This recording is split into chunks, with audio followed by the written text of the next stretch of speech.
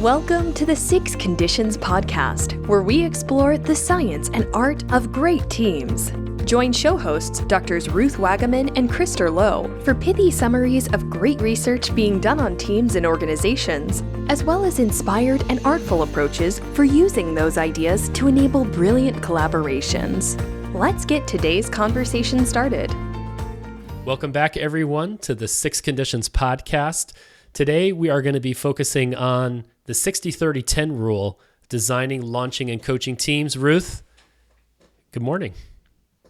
Hey, Krister. Good to be back talking with you again about teams. Indeed. So this one is a fun one. I know you had written a LinkedIn post on this last year around this idea of designing, launching, and coaching teams, and it's a natural, where we left off the last episode on the six conditions.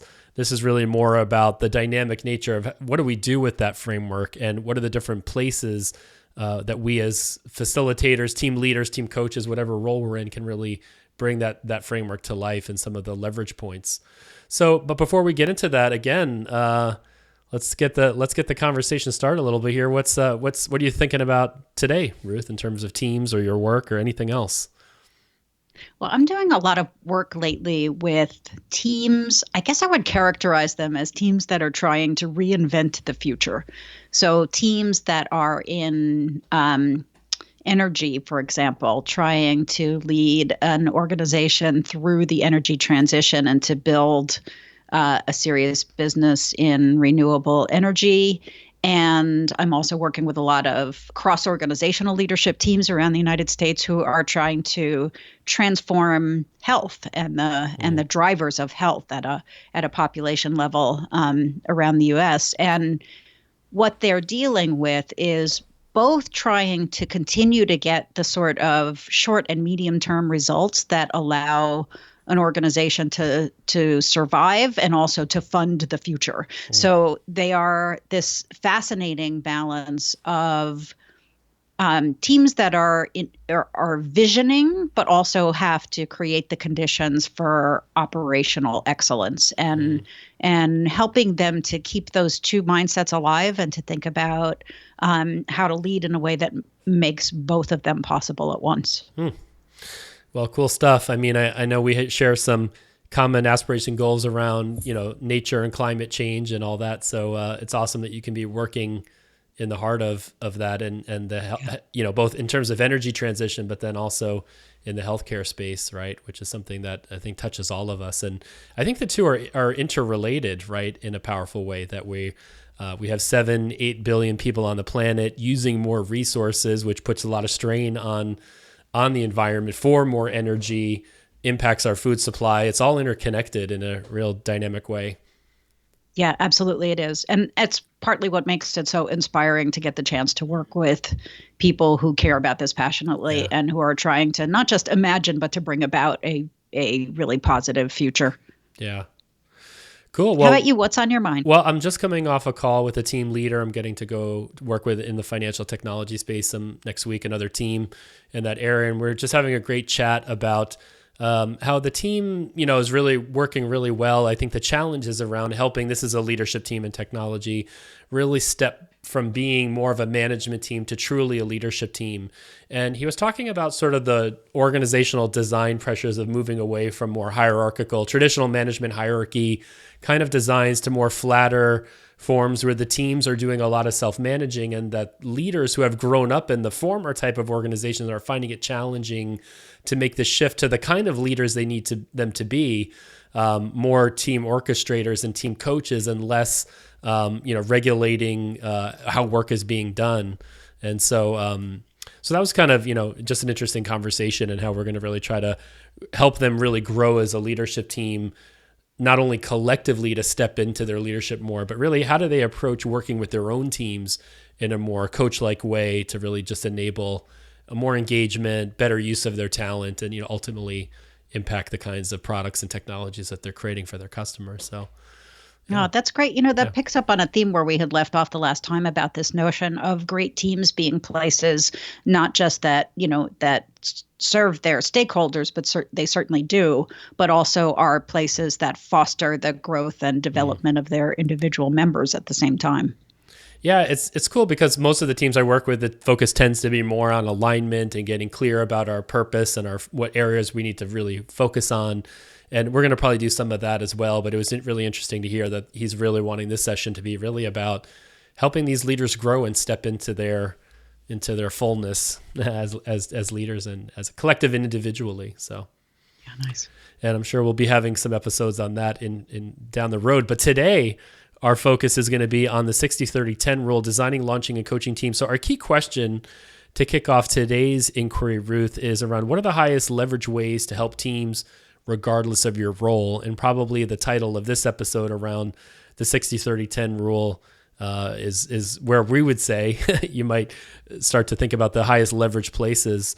But where should we kick this off, Ruth? Well, maybe it would be helpful if I explain the heuristic 60-30-10 and where it came from and why we talk about it that way. So, Richard Hackman and I, in developing the 6 conditions framework and furthering our research with teams, and especially around thinking about what's the role of team leaders and how can leaders actually have the most powerful influence on their teams. We've written what some would characterize as fairly skeptical things about leadership, because we've talked about, after the team gets off to a good start, the sort of real-time leadership makes very little difference, or at least only marginal difference to the effectiveness of teams. But I don't think we are at all cynical. I think what we're trying to do is say there are better and higher leverage places to put your leadership energy if you feel responsibility for a team's effectiveness. And we came to summarize the patterns and the implications of our research in this heuristic way that we come to call the 60-30-10 rule. And what we are saying is this, that approximately 60% of the impact that anyone can have on the effectiveness of a team is through leadership actions that take place before a team even exists. It's the 60% is in the thinking through, do I need a team? And if so, what for? And how am I going to articulate to them the purpose of this team in a way that individuals can experience as really clear and really motivating? And then who can actually contribute to that purpose? What resources will they need? How can I bring this whole design together in a way that will get them on a positive trajectory around this purpose? That's the 60% of the 60-30-10. The next part, the 30, is breathing life into those ideas in the first few minutes in the life of a group. So getting a really exquisitely well-designed, really powerful launch where teams can grapple with their purposes. They can come to know what resources they have to draw on in each other and what the capabilities are that they each can bring to bear to the task. They can begin to articulate some work practices and some norms of conduct that will bring those purposes to life, to identify some specific pieces of work that they can do. That's all the launch. And then the remaining 10% is that hands-on coaching, that real-time intervention in the procedures and dynamics as the team goes about doing its work. So that's the heuristic here, which is if you really want to make the greatest impact in the effectiveness of a team, do your thinking and design first, breathe life into it. And it's only after that stuff is done that the real-time hands-on leadership can actually make a difference and help steer the course a little bit. Nice. The metaphor that I like to use around this one is around rocket, right? You want to go to Mars, spend 60% of your energy on getting a really good rocket designed, spend 30% really getting it launched so it can, break through the gravitational forces that are trying to keep you on the planet. And that's a good, analogy for all the resistance we see in organizations to change and just trying to to accomplish anything, right? All the obstacles that arise, but you need kind of break through and, get momentum and to break through all the forces that are trying to keep you down. And then it's the course corrections on the way, right? It's not a straight shot ever to our destinations. You need to make adjustments along the way. So you need that on real-time coaching just to make some adjustments. But it's interesting to think, I found this a very useful heuristic. Again, I think probably prior to being familiar with the 6 conditions framework, I was spending a lot of time really more in the launching and coaching as a facilitator and as a team coach. And now it's brought me to an appreciation of the design. I do find, though, in my practice that I'm not working oftentimes with brand new teams. They're already teams established. So we're ending up doing redesigning, relaunching, and coaching usually together with the team leader. But it's me coaching the team leader to ask some of those questions that maybe they never had a chance or had the luxury to ask about their design, and still facilitating that. So it may not be, you can apply this to whether you're working with a brand new team or a previously established team. Well, I mean, you're leading up to something which is something I wanted to inquire about you in your practice. I know you're a pretty systematic observer of teams, and I wondered, in your observation, where do you think that most team leaders actually put their energy of the 60-30-10? It's probably really upside down. I mean, my hunch is, and what I'm seeing is that they're spending a lot of time coaching their teams, if you could call it coaching, but really more managing their teams, because I think there wasn't a lot of really thoughtful, deliberate effort put into the designing and the launching. And so I think because of a lack of the former two, there's spending a lot of time dealing with the symptoms, which ends up, creating a lot of work for somebody like me, because, there's, if there's a lot of dysfunction or, unhelpful dynamics going on, lack of alignment, then, it creates a need for folks to, need for folks like that to bring people like me in. So I guess that's where I'm seeing it. But I would probably say truly across the board, probably not enough in any of those 3 areas, let alone in probably the right order. How about you? I often share the 60-30-10 rule with classes that I'm teaching of, executives who are team leaders or beginning leaders. And I ask them, where do you think you spend most of your energy? And you know what the most common answer I get is? It's none of those things. Yeah. That what they're actually doing is, you could call it running external interference, but mainly what they're doing is doing the work, or they're doing some work that is independent of paying any kind of attention to the effectiveness of their teams. And the assumption is that, the team will work all that stuff out, and anywhere they're there in service of my objectives.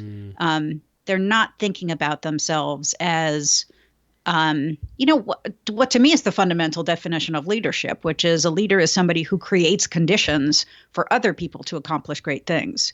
And that's not how they're thinking about their role. And so it's, they find it very reorienting to begin to think about themselves as, first and foremost, as designers, and then as somebody who really breathes life into these conditions. And, I will say on the whole, leaders respond well to this idea of the 60-30-10 rule, I think in part because they realize when they are paying attention to their teams, they're doing it from a place of trying to correct misery. Like they're stepping in because things are off track, and they're winding up putting most of their team leadership energy into the teams that are struggling. And they're not giving enough, of their attention and presence to the ones that are actually in pretty good shape. Yeah, one little case study that's coming up for me is I got a call from a team leader about doing being part of a 3-day launch of a team, another technology team in coming up next month. And so they were thinking about having me come the last day, because they wanted me to do some team formation and team building type of things. And so I said, so what are you going to be doing on the first 2 days? And it was like, well, we're going to really get into the strategy and the focus of the work and all that. So it was just a really interesting thing. So I kind of threw it back at them. I'm like, so it sounds like you really want me to just come in to do a little bit of the icing on the cake and make everybody leave feeling good. And I challenged them. I said, so I think the real value would be to put me on the front end. Let me have the team on day 1 so I can really help you come together as a real team, so that when you actually start doing your strategy work and your goal setting and all that, that you're actually going to be enabled to do that much faster. And it was like, oh yeah, that makes a lot, the reaction I got was, that makes a lot of sense. So now I'm going to be in on the first day. But it also harkens to something I know we're working on together, Ruth, of a big change project, where I think that the seduction around the tasks and the work draws everybody's attention in, and they want to get to work as quickly as possible. And then what happens, in many of these cases, it's not the work itself per se, that becomes the problem, but it's the way people are working together. And now we get brought in halfway through big projects to try to help the teams get back on track because there was a lack of alignment across the teams about how the teams should work together. So they basically skipped over really the designing and launching and went straight to work on a large scale. And now it's coming back to bite them a little bit in the tail. Yeah, that's a great illustration of this. So I think it'd be worth just spending some time on this this topic about what are the implications of the 60-30-10 rule, regardless of your role, which is sort of how we posed the question for this episode in the first place. But thinking about three particular roles: the team leader, the team itself, and anybody who,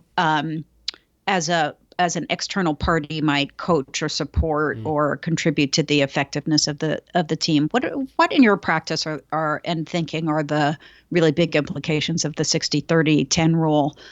Maybe start with for you as somebody who coaches teams.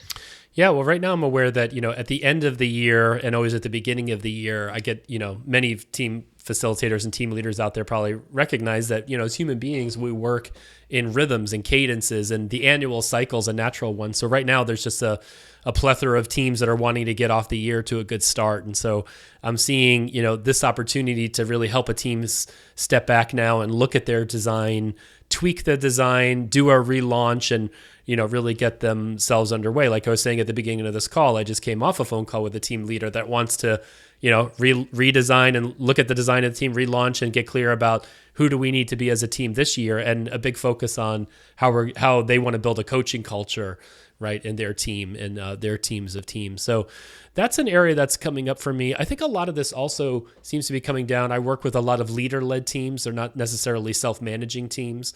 They may be leadership teams that have self-managing teams underneath them, but there's a lot around the role of the team leader and helping the leader see how putting some effort into the design and launching should really help take off a lot of pressure. I mean, a lot of leaders I'm just struck by are leading through one-on-ones, right? So their main mechanism for management is to do one-on-ones with all of their direct reports.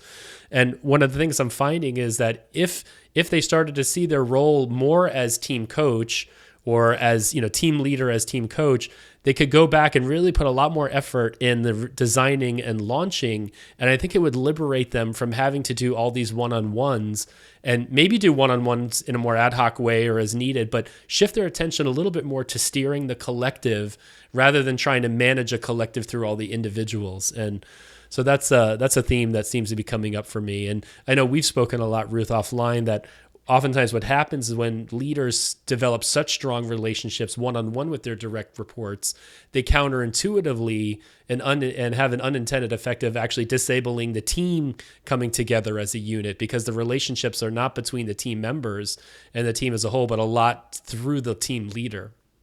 Oh, yeah. And they inadvertently create a lot of bad feelings and unfairnesses, because when their one-to-one relationships are very strong, they tend to make these deals and commitments with their team members that may actually be completely counter to whatever deal and commitment they've made with somebody else. And they come to be perceived as, as political or as manipulative or as not honest, when it's really just their choice of really focusing on the one-to-one relationship, rather than on the team as a whole. And another thing that struck me as you were talking about this is, when a leader spends sufficient time and energy on getting the basic design of a team in great shape and getting them off to a really good start, they become increasingly self-coaching. Like their ability to self-correct and to build their own capacity to get things done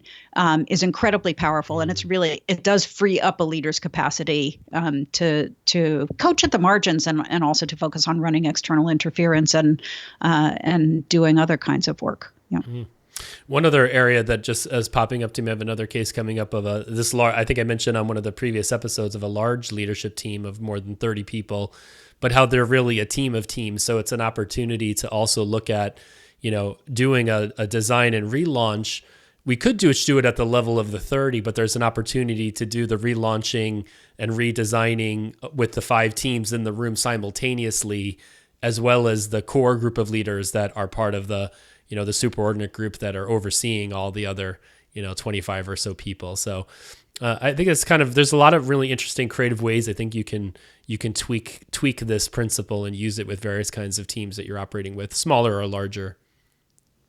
One of the things that you commented about one of the teams you're working with is you characterize them as being more leader-led than self-managing. And, we'll actually spend some serious attention on this issue of authority structures and what the implications are for how you work with teams versus leaders. But I wanted to raise one aspect of that now. I work with these cross-organizational leadership teams they're formed on a voluntary basis. These are people who come together who want to lead transformation on behalf of the larger whole. And there is no authority structure in the sense that nobody has the right to tell anybody else what to do.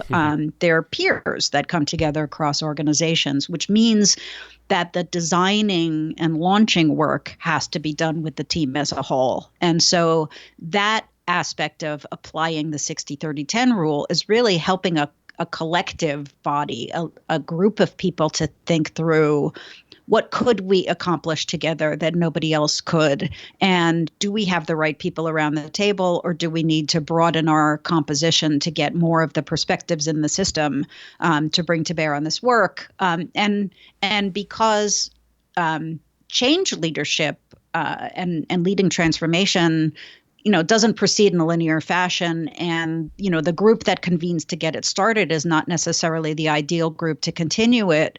The more that we can build this idea of designing, launching, coaching, revisit, are we in good enough shape? Well, if not, redesign, relaunch, continue coaching, right? That sort of rhythm of applying the 60-30-10 rule, the better the collective leadership structure is. Yeah, and I think what you're bringing up are their natural places in the time of a team's life, whether it's quarterly or if you're an agile team, it might be monthly, of just revisiting the design and and creating the spaces for before action reviews and after action reviews and retrospectives and those kinds of things. So useful framework to continuously tweak the design to be fit for purpose, depending on how dynamic of an environment you're operating in. Yeah, you remind me, I want to give a couple of shout outs once again to Connie Gersick and her groundbreaking work on time and transition and work teams. But also maybe at some point we can get Colin Fisher onto the podcast. Colin is presently at the University College in London, and he also worked with Richard Hackman and me, but he's very interested in timing as an issue and has written some great stuff about the timing of intervention in teams and its implications for leaders and teams and the rhythm of how they work together. Yeah. I'd also like to invite one of our colleagues, Gabe Abella, who's been doing a lot of work with agile teams and really, spends a good 5 days or even sometimes longer really setting up teams of teams to self-form and design and launch themselves well, so they can truly become, as you were kind of alluding to earlier, I think self-coaching teams, right? That if we can help them set themselves up well, a lot of that capability can be passed on and transferred to the teams themselves. So rich stuff. And again, it builds on what we've already been chatting about and more to come in the upcoming episodes. So I know I alluded to earlier, Ruth, you wrote a LinkedIn post on this topic called the 60-30-10 rule. If people connect to you on LinkedIn, they can access that short article, which is a great, just a brief read. You and I co-authored a chapter in the Practitioner's Handbook of Team Coaching, which is coming out this year on the 60-30-10 rule in designing, launching, and coaching teams. So there is a more of an academic read there that people might avail themselves of. Any other articles, either you and Richard, you mentioned Colin Fisher, other ones we might steer people to? I think the article with Colin Fisher and Richard and myself is called Leading Teams When the Time is Right, Finding the Right Moments to Act. So it really picks up this idea of timing and different kinds of timing that it's helpful for teams and leaders to have and people who actually are in the profession of coaching teams as well. And I believe in Richard's 2011 book, Collaborative Intelligence, Using Teams to Solve Hard Problems, there's a whole section on the 60-30-10 rule. There is, so people can check that out. Yeah, link in the book. Right. Awesome. Well, great, Ruth. Anything else before we button up this episode that you want to share to highlight and punctuate this principle and concept of the 60-30-10 rule? Just to remember that 60-30-10 refers to designing, launching, and coaching, the three different activities that really can bring the 6 conditions to life for any kind of task performing team. And that's not a rigid thing. It's more of a guideline. No, right? it's a heuristic. It's a heuristic. That's right. So it's a rule of thumb. Don't get too serious about that. Cool.